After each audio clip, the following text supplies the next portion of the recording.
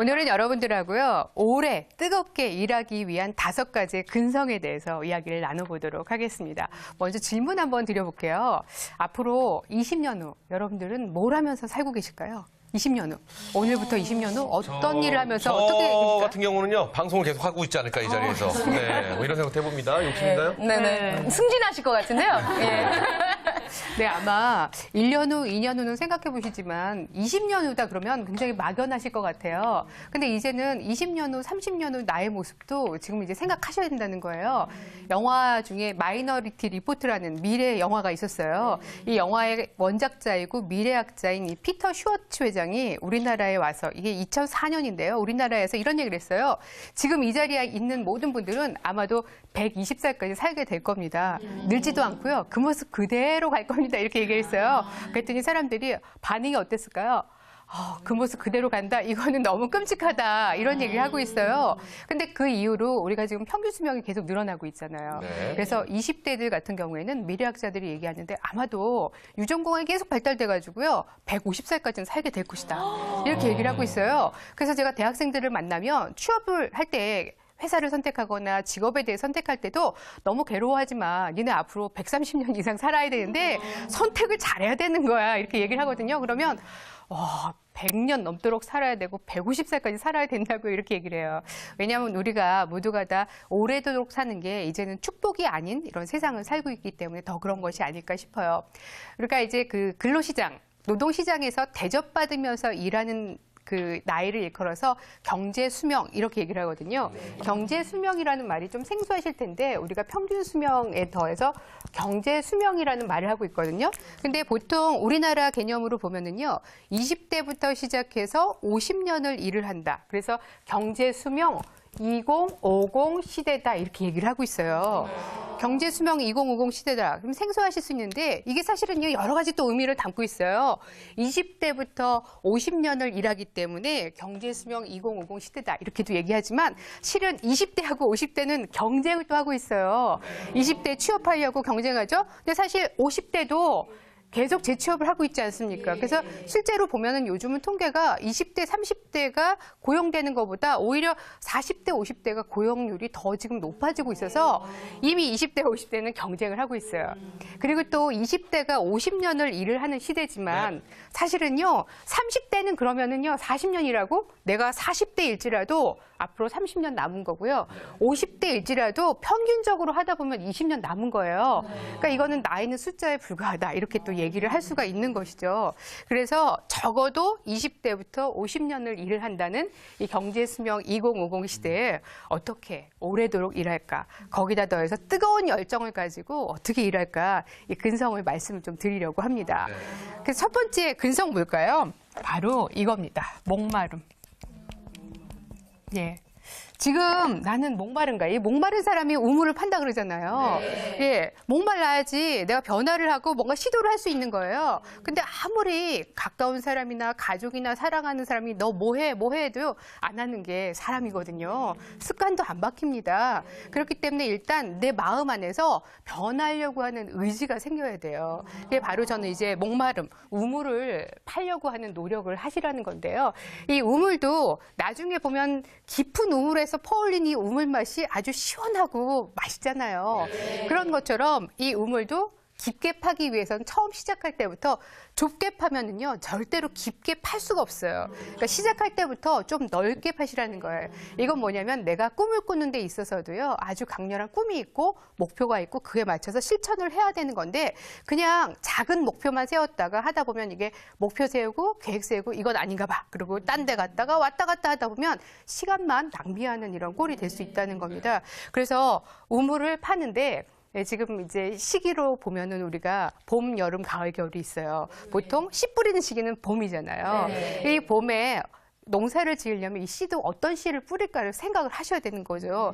저희 어머니 같은 경우에는 올해는 토란을 그 가정 단독주택인데요. 토란을 심겠다고 하세요. 그럼 일단 토란을 뭐 있어야 될 거 아니에요. 그런 것처럼 내가 어떤 농사를 지을 것인가를 생각해야지 거기에 맞춰서 씨도 좋은 종자 씨앗도 이렇게 사셔야 되고 그리고 씨를 이렇게 뿌리게 되면 여기 그냥 냅두면 안 되잖아요. 여기 물도 주고 가꿔야 되거든요. 그래야 꽃도 피우고 또 열매도 좋은 열매를 맺을 수가 있어요. 그래서 일단은 내가 지금 목마른가 목마르지 않는 사람한테 옆에서 아무리 얘기해봤자 이게 들리지가 않아요. 그래서 우리가 이제 뭐 그 여우 주연상 같은 경우에도 20대 여우 주연상 후보자보다 60대 여우 주연상을 받는 배우들이 정말 멋지고 빛나 보이는 이유는 오랫동안 그 일을 계속 해왔기 때문에 그것에 또 우리가 박수를 쳐주는 거지 않습니까? 그런 것처럼 지금 나는 목마르다면 지금 빨리 움직이시라는 말씀 좀 드리고 싶고요. 그거에 맞춰서 지금 이제 우물을 파시라는 겁니다. 그래서 나는 어떤 농사를 지을 것인가. 그 어떤 농사에 따라서 농사 짓는 방법도 달라지기 때문에 일단 그거부터 시작을 하셨으면 합니다. 두 번째 방법은 뭐냐면요. 바로 타오름입니다. 타오름. 아까 그러셨어요. 오래도록 일하는 건 할 수 있겠는데 이거 뜨겁게 일하는 거 도대체 어떻게 해야 될까 고민이다라고 하셨거든요.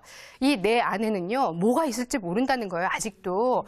저는 제가 이렇게 강의를 하고 또 방송을 하고 이렇게 산다고 생각을 안 해봤어요. 왜냐하면 20대 때 특히 회사를 다녔는데 회사 여자였을 때 저를 보면은요. 남들 앞에서 말하는 거 엄청나게 두려움과 떨림이 있었고요. 제가 알레르기성 비염이 있기 때문에 말하는 거 컴플렉스가 있었어요. 앉아서 막 이렇게 주고받는 대화는 잘하는데 서서만 얘기하면 너무 긴장이 되고 그리고 아마 사람들이 내 말을 잘 못 알아들을 거야 이렇게 생각을 해가지고요. 저는 처음부터 전문가가 되겠다라고 생각을 하면서 강의에 도전을 하게 됐는데 그럼 누구처럼 강의할까 이러다가요. 제가 아나운서처럼 해야겠다. 왜냐하면 전문가처럼 느껴지니까 이렇게 생각하고 하던 그런 시절이 있었는데 이 안에 잠들어 있는 휴화산을 자꾸 활화산으로 만드셔야 된다는 거예요. 잠들어 있는 것들 그 중에서 이렇게 하나씩 꺼내시는데 중요한 건 뭐냐면요. 이 활화산으로 타오름으로 만들기 위해서는 과정이 필요합니다. 우리가 이제 쇠 같은 경우에도 이게 좋은 뭐 대장간의 도구가 되기 위해서는 담금질이라는 게 있어요. 뜨거운 불에 있다가 이게 이제 찬물로 갔다가 두들겼다가 계속 여러 번, 뭐 10번, 20번 반복해서 좋은 어떻게 보면 무기도 되고 도구가 되는데 이걸 견디지 못하면 어떻게 될까요? 이 쇠도 뜨거운 불에서 담금질 못 견디면 그냥 쪼개지고 그냥 버려지게 되지 않습니까? 그래서 나에게도 그런 담금질의 시기가 필요하다는 겁니다. 우리 이제 그 줌마렐라 여러분들 중에는 재취업을 하겠다 혹은 창업을 하겠다 이렇게 도전을 하시는 분들이 있어요. 근데 적어도 이게 3년, 5년, 10년 이렇게 시간이 필요하거든요. 전문가들은 또 얘기해요. 우리가 10만 시간의 법칙이라고 그래가지고요. 10년 정도는 전문가가 되기 위한 훈련, 시간을 쌓아야 된다 이렇게 얘기를 하는데 금방 어떻게 되겠습니까? 그렇기 때문에 일을 시작하셨다면 팩 하는 마음이 있다면 이거 죽이시고요. 아유, 내가 그냥 그만두고 말아. 이런 마음, 아니, 마음은 먹을 수 있어요. 근데 이 말을 입 밖으로 내뱉는 그 순간부터 정말 그 일이 싫어지거든요. 그리고 사람이 싫어지거든요. 그래서 이 말을 나올 걸 그냥 꾹꾹 눌러 참으시라는 거예요. 이런 얘기도 있습니다. 살아남는 자가 강한 사람이다. 예. 살아남는 자가 강한 사람이다. 그렇기 때문에 이 견디는 시간이 필요해요. 그렇게 하다 보면 계속 타오름으로 이렇게 연동이 되실 수 있거든요. 그래서 내 성질대로 할 수가 없습니다. 왜냐하면 회사라는 것도 그렇고 조직이라는 것도 다 조직의 그 논리가 있어요. 근데 거기에 맞춰서 내 마음대로 탁 하다가는 사실은 이제 내가 또 나오게 될 확률이 또 크거든요. 그래서 우리 이제 제가 취업을 앞둔 신입 사원들에게 이런 얘기를 합니다. 적어도 그 회사에서 봄, 여름, 가을, 겨울. 3번은 겪어야 된다. 희노애락을 3번은 겪어야지. 봄, 여름, 가을, 겨울을 3번은 겪어야 다른 회사를 간다거나 그만둔다라고 할 수 있는데 우리 줌마렐라 여러분들에게도 계속 오래도록 타오르기 위해서는 견디는 담금질의 시간이 필요하다라는 거 말씀을 드리고 싶고요. 그리고 좀 치사하다, 뭔가 안 된다 그럴 때도 이거 말로 하시면 안 됩니다. 예, 마음 안으로 가지고 계시는데 계속 타오르기 위해서는 그래서 필요한 게 혼자 막 마음에 담고 있으면 어때요? 마음에도 병이 생길 수가 있어요. 적절하게 풀으셔야 되거든요. 그래서 우리에게 필요한 게 바로 멘토입니다. 가수에게만 멘토가 필요한 게 아니고요. 우리에게도 멘토가 필요해요. 근데 이 멘토는 가족일 수도 있고 혹은 나보다 내 주변에 만나는 분일 수도 있는데 저는 가급적이면 힘이 딸릴 때 에너지가 조금 이렇게 다운될 때는 선배를 만나시라는 말씀드리고 싶어요. 왜냐하면 선배는 야 선배님 저 요즘 안 돼요. 일이 잘 안 되는데 어떻게 하면 좋을까요? 그러면 어떤 선배가 야 넌 안 될 거니까 그냥 때려쳐. 이런 선배가 없어요. 힘들지? 아 그러면 선배가 밥 한 끼 사줄게. 술 한 잔 우리 할까? 뭐 이러면서 차 한 잔 마시자 이러면서 잘 될 거야. 이렇게 얘기를 해준다는 거죠. 근데 친구들한테 이런 얘기를 하면 아이 그렇게 뭐 심각하게 그렇게 생각해. 그러면서 이것을 진지하게 얘기를 했는데도 불구하고 아무렇지도 않은 것처럼 이렇게 하게 되면 이게 또 내 마음에 이렇게 막 쌓이게 됩니다. 그래서 저는 멘토를 가급적이면 주변에 만나시는 분들 중에서 선배를 고르시고요. 이 선배에게 진지하게 얘기를 하세요. 나 힘드니까 도와달라고. 그러면 아마 이 타오름의 시기를 오래도록 갖고 가실 수가 있을 거라고 봅니다. 그 다음에 세 번째 중요한 게 뭐냐면요. 바로 이음. 이음입니다. 이음. 예. 지금 앉아 계신 분들 한번 손 한번 잡아보세요. 네. 이음. 따뜻한 온기가 이렇게 막 느껴지죠? 따뜻한 온기가. 이 온기를 바탕으로 해서 우리가 경제 수명을 늘려가셔야 된다는 겁니다. 이런 얘기 있어요. 이제 내려놓으셔도 돼요? 네. 인맥을 강화해야 된다. 근데 어디 가서 딴 데서 인맥 찾으려고 만들려고 노력하지 마세요. 인맥 카페를 가보거나 커뮤니티 가보면요. 인맥이 있는 사람이 오겠습니까? 없는 사람이 오겠습니까? 없는 사람이 주로 옵니다. 그래서요, 주변에 지금 내 옆에 있는 사람부터 친하게 지내시고 챙기시라는 거예요. 그리고 또 많은 분들이 얘기해요. 내가 성공했을 때 내 성공의 열쇠는 바로 사람이었다. 인간관계였다. 얘기를 합니다. 창업했을 때도 그렇고 실패한 또 어떻게 보면은 쪽박을 찬 우리 이제 뭐 기업가들 그중에서도 또 여성 기업가들이 얘기하길 내가 이렇게 실패하게 된 이유는 바로 인맥이 없어서였다라고 얘기해요. 특히 여성분들 같은 경우에는 인맥의 중요성을 내가 회사를 차리고 나서 또 다시 40 지나서부터 알게 됐다는 거예요. 왜냐하면 20대, 30대에는 그거 못 느끼고 있다가 이제 비로소 40이 들어서 보니까 인간관계 중요한 거 이제 알았어. 그리고 일보다 중요한 건 바로 인간관계였어. 왜냐하면 내가 이제 30대 이후부터는요, 40대부터는 성과를 내야 돼요. 근데 주변에서 후배도 도와주지 않고 동료도 안 도와주고 선배도 안 도와주면 도저히 뭐 내가 결과를 내기가 어려운 거죠. 그래서 인맥을 이제부터 잘 또 만들어 가셔야 된다고 보는데요. 근데 특히나 저는 중요한 게 바로 이 인간관계 중에서 중요한 게 밥정이라고 생각합니다. 밥정. 예. 제가 오늘 방송 들어오기 전에 우리 정미 씨가 저에게 아주 고급 커피를 저에게 딱 손수 타주셨어요. 있는 줄 자식이라서. 예. 거기다가 저에게 선택할 수 있게 해줬어요. 대표님 달달한 커피를 원하세요? 뭐 이러면서 몇 가지 종목이 있다는 거예요. 그러니까 갑자기 친근감이 막 생기면서 제가 얻어먹었으니까 다음에 만나면 그녀를 위해서 내가 뭔가를 좀 해줘야 돼. 이런 생각이 들더라고요. 세상에 공짜가 없잖아요. 네. 그래서 저분이 저런 분입니다. 네. 이렇게 커피 한 잔으로도 다른 사람의 마음을 훔치는 마음 도둑이 될 수 있어요. 특히나 저는 남자 후배들한테 여자분들도 계시고 그렇지만 이런 얘기예요. 절대 밥값을 내라. 특히 1차. 왜냐하면 생색을 내면서 1차를 내라. 왜냐하면 2차, 3차를 가면 누가 냈는지 몰라요. 정신이 없어갖고 누가 냈는지 몰라요. 그리고 특히나 요즘은 밥값보다 커피값이 더 비싸기 때문에 밥을 생색 내면서 맛집을 알아두시면 좋겠죠. 우리나라 사람들 축하할 일 생기면 뭐라고 합니까? 밥 한 번 사. 그 다음에 저 사람 인간성이 안 좋아. 그럴 때 뭐라고 해요? 그거 있잖아요. 네. 그다음에 저 사람은 밥도 한 끼 안 샀어. 이런 얘기 하잖아요. 어르신들한테 안 부여줄 때도 이렇게 물어봅니다. 여쭤보죠. 식사하셨습니까? 그다음에 아이들 캠프 가거나 어디 연수 가거나 그러면 엄마들은 꼭 물어봐요. 뭐라고요? 밥 먹었니? 무슨 반찬이니? 이것까지 물어봅니다. 그다음에 우리 어머니들 어디 여행 가시면 제일 좋은 게 뭐래요? 밥 안에서 정말 남이 해주는 밥 먹으면 진짜 맛있어 그러잖아요. 밥이 중요합니다. 밥정을 쌓으시는데 이게 상징적으로 밥이지만 이렇게 정 씨처럼 커피 한 잔, 물 한 잔, 생수 물 한 잔도 나의 마음을 훔치는 마음 도둑이 될 수 있습니다. 그래서 작은 것에서부터 시작하셔서 인맥을 조금씩 확장을 시켜 나가시기를 바라고요. 또 이제 우리가 말을 할 때도 돈 안 드는 게 아주 따뜻한 말 한마디예요. 예, 2013년 여전히 경기가 어렵고 불안하다 보니까 이제 뜨는 키워드 트렌드가 뭐냐면요. 마음 관리. 힐링 이런 거예요. 근데 한편으로 또 뜨는 단어가 뭐냐면 뒷담화예요. 그만큼 사람들이 어렵고 힘들다는 거예요. 이럴 때 우리가 엄마의 마음으로 왕언니의 마음으로 따뜻한 말 한마디만 짠 해도 이게 그냥 자연스럽게 경제 수명 늘어나는 아주 최고의 키워드 근성이 될 수 있습니다. 그다음에 이제 네 번째가 뭐냐면요. 바로 드러냄입니다. 드러냄. 나를 드러낸다. 나를 PR한다. 나를 홍보한다예요.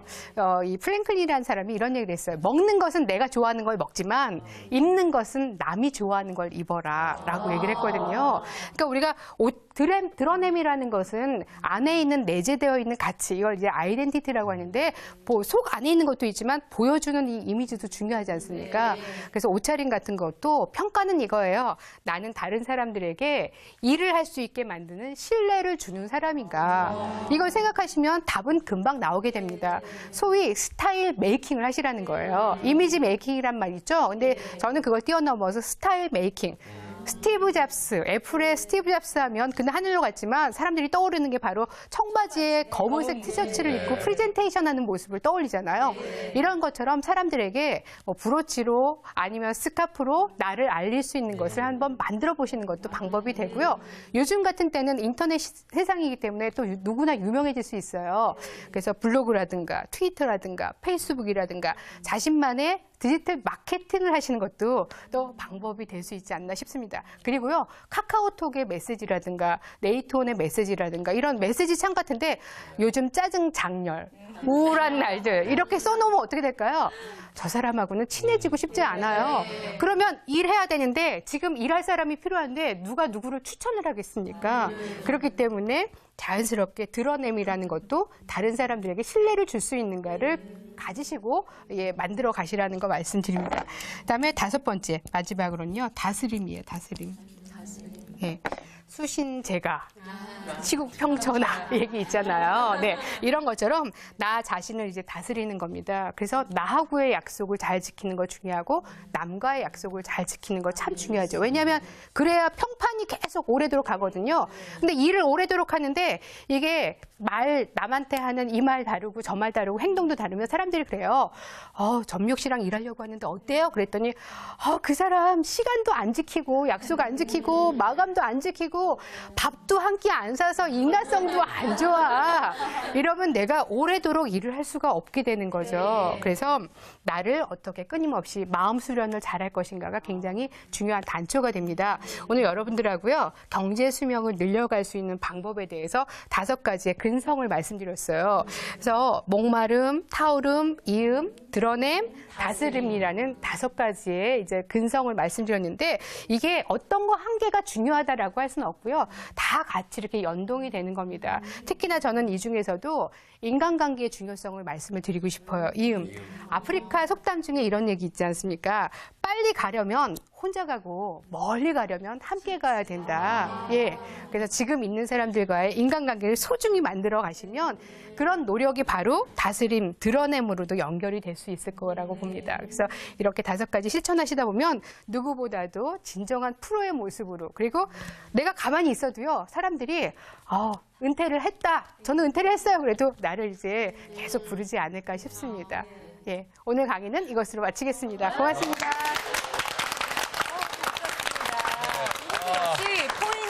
다섯 가지를 아주 콕콕 잘 집어주셨네요. 우리 네. 멀리 갑시다. 네. 빨리 가지 말고 멀리 같이 갑시다. 멀리 한번 가보는 걸로 멀리 갑시다.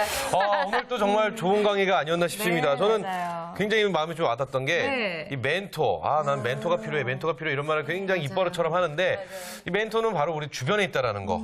그렇죠. 선배가 정말 좋은 멘토가 될 수 있고 네. 이런 생각도 듭니다. 나에게 정말 제일로 훌륭한 멘토는 우리 부모님이구나. 이런 맞아요. 생각도 해보는 그런 시간이 아니었나 싶어요. 네. 서진 씨 어떠셨어요? 오늘? 저는요, 그 예전에 아나운서 시험을 준비할 때 막 그때 그 목마름이 목마름. 생각이 나더라고요. 제가 이제 지금 일을 하면서 요즘에는 조금 열정이 식었다, 뜨겁지 않다라고 생각을 했는데 오히려 그 당시에 너무너무 방송이 하고 싶었던 그 당시에 목마름을 생각하니까 갑자기 이 시간이 너무나 소중하고 재밌어지더라고요. 뜨거워요.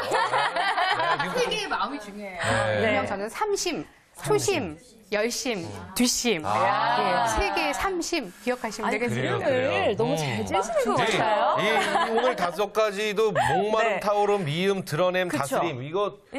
굉장히 딱 정리가 되게 그러니까요. 이런 재주가 또 있으신 것 같아요. 그렇죠? 정미 씨는 어땠어요? 어떠셨어요? 5가지 중에서? 일단 5가지 끝말잇기 할 때 딱 들이밀면 바로 뒷사람이 못 있네요. 그렇죠. 예. 종결자. 구름, 여름 뭐 이런 맞아요. 느낌의 못하거든요. 끝말잇기. 그리고 저는 아까 전에 한 회사에 봄, 여름, 가을, 겨울 적어도 3년은 있어야 된다라고 말씀하셨으니까 우리 줌바렐라의 도전 PD님도 잘 들었을 거라 3년 쓰란 말이에요. 나를 써보고 판단하란 말이에요. 알았어요? 야, 이 똑똑하네요. 말은요. 우리 뭐 다 같은 마음입니까? 여기까지만 듣는 걸로 하고 어찌되었던 네. 정말 저는 좋았던 게 그 또 의상에 대한 이야기도 해주셨습니다. 맞아요. 그렇죠? 맞아요. 먹는 건 내가 먹고 싶은 걸 먹되 입는 네. 것은 남이 좋아하는 거. 맞아요. 그래요. 저 참 옷 많은데 이렇게 못 입었어요. 그러니까요. 속상합니다. 그렇죠? 그렇다면 대표님, 이 5가지만 잘 지키면 우리가 정말 그래요. 오래 뜨겁게 일할 수 있다라는 말씀이시죠? 네, 일단 네. 마음이 중요합니다. 네. 우리가요, 조선시대 때 이 관직에 있었던 분들의 이게 어떻게 보면 정년이 몇 살이었냐면요, 70세였대요. 그 다음에 육체 노동자가 조선시대 때 66세. 장인들은 60세였대요. 근데 이때 평균 수명이 조선시대 때 44살이었어요. 근데 어떻게 보면 우리가 스스로 정년을 정해놓고 난 이제 끝났으니까 이렇게 생각하는 건 아닐까. 이제는 정말 나이는 숫자에 불과합니다. 사실 우리나라가 평균 수명 대비해가지고 평균 수명 벌써 80을 넘었잖아요. 주된 직장에서 퇴사를 하는 게 50대 중반이거든요. 너무 빨라요. 50 정도 되면 이제는 나는 손을 놔야 되는 거 아니야 이렇게 생각하는데 조선시대 때도 관직에 있는 분들은 70까지도 일을 했다는 거 그렇습니다. 기억하시면서요. 혹시 내 마음이 문제가 아닐까. 꿈이 있는 사람에게는 정년이란 없다. 이렇게 생각하시면 되겠습니다. 네, 아, 맞습니다. 명답을 해줘. 저 네. 갑자기 대표님이 나이가 어떻게 되시나 궁금해지네요. 너무 지금도 이렇게 뜨겁게 강의하시는 그렇죠. 모습을 보니까 저도 오늘 많이 도전을 받았습니다. 제가 네. 그래서요 전국 노래자랑의 우리 송혜 선생님이 제일 존경하시죠? 존경하는 걸로 예, 하도록 하겠습니다. 맞습니다. 네, 이렇게 2번에 걸쳐서 여성 멘토링 시간을 이끌어주신 전비혁 대표님 다시 한번 감사드리고요. 네. 저는 또 뵙고 싶다는 생각이 자꾸 드네요. 맞아요. 네. 근데 다음 시간에는요. 네네. 정말 또 어떤 강의를 우리가 또 그러니까요. 우리를 또 깜짝 놀라게 해줄지 예. 정말 기대가 계속되는 시간입니다. 네, 계속해서 준마렐라 도전 여성 멘토링 기대해 주시면 좋겠습니다. 네. 자, 오늘 저희가 준비한 소식은 여기까지고요. 저희는 계속해서 더욱더 풍성한 소식으로 다시 찾아오도록 하겠습니다. 네, 우리는 이 땅의 모든 준마렐라를 응원합니다. 줌바렐라의 도전